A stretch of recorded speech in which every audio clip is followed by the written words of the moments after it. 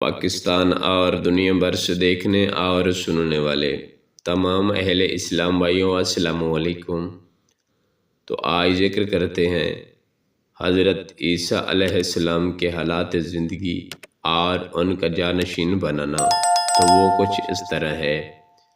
حضرت عیسیٰ علیہ السلام جناب مریم سلام اللہ علیہا کے بیٹے ہیں۔ آپ علیہ السلام بغیر باپ کے پیدا ہوئے ہیں، اسی وجہ سے حضرت عیسیٰ علیہ السلام کو روح اللہ بھی کہتے ہیں۔ جناب زکریا علیہ السلام حضرت مریم سلام اللہ علیہا کے خالو تھے۔ عیسیٰ اور حنا دو بہنیں تھیں۔ عیسیٰ کی شادی جناب زکریا علیہ السلام سے اور حنا کی شادی عمران سے ہوئی ہے۔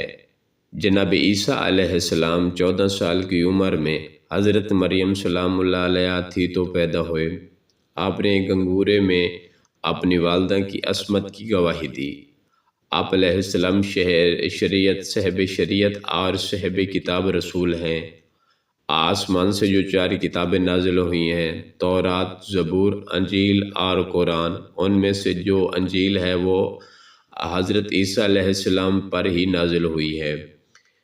آپ علیہ السلام کوہڑ، گنگے، ہر مرض اور ہر قسم کے بیمار کے ہاتھ لگا کر درست کر دیتے تھے، مردہ کو ٹھوکر سے زندہ کر دیتے تھے، مٹی سے پرندے بنا کر اڑا دیا کرتے تھے، غیب کی خبر دیتے تھے، پانی پر چلتے تھے۔ یہودی آپ کے دشمن ہو گئے۔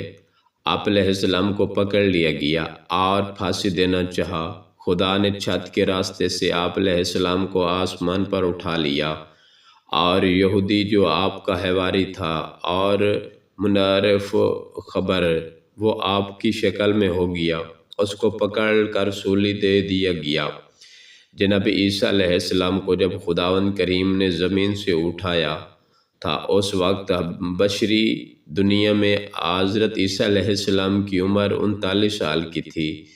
جب آپ علیہ السلام پیدا ہوئے تو جناب مریم سلام اللہ علیہا 14 سال کی تھی۔ آپ علیہ السلام کے بعد جناب مریم سلام اللہ علیہا 6 سال زندہ رہی۔ جناب عیسیٰ علیہ السلام نے اسی وقت سے قبل اپنا خلیفہ خود ہی مقرر فرمایا۔ وہ کچھ اس طرح ہے۔